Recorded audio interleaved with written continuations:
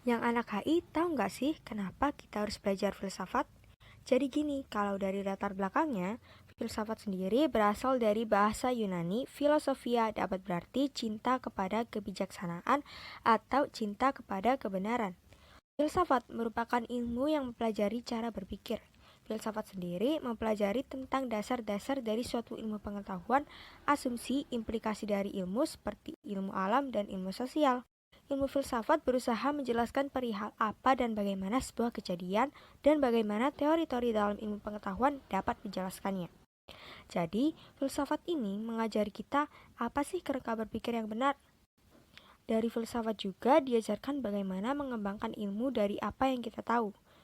Kalau untuk ilmu hubungan internasional sendiri, merupakan ilmu yang mempelajari mengenai sebab dan akibat kerjasama atau hubungan antar negara, kerjasama baik dari segi politik, ekonomi, dan sosial. Dalam ilmu hubungan internasional, banyak mempelajari mengenai negosiasi yang dilakukan antar negara atau organisasi internasional karena adanya keterbutuhan. Mempelajari ilmu hubungan internasional artinya juga mempelajari permasalahan kehidupan manusia dengan kacamata global loh.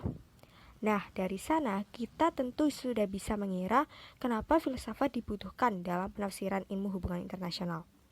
Kalau untuk kalangan umum sih, kita dapat mengasah kemampuan berpikir kritis, rasional, serta fleksibel ditambah pemahaman untuk memecahkan masalah dengan baik. Oh iya, ternyata perkembangan ilmu filsafat sangat erat hubungan kronologisnya dengan perkembangan ilmu HI loh. Mereka sama-sama memiliki akar di Yunani. Di sana pernah ada perjanjian Westphalia yang membentuk kesepakatan meliputi pengakuan atas kedaulatan suatu negara untuk menentukan nasibnya sendiri sehingga negara tersebut terbebas dari penjajahan. Jika ilmu filsafat merupakan ilmu yang mengutamakan akal dan moral, maka sejalanlah dengan isi perjanjian tersebut. Kemudian Martin White menyimpulkan bahwa hasrat akan kekuatan dan meraih tujuan politik dalam diri manusia adalah stagnan.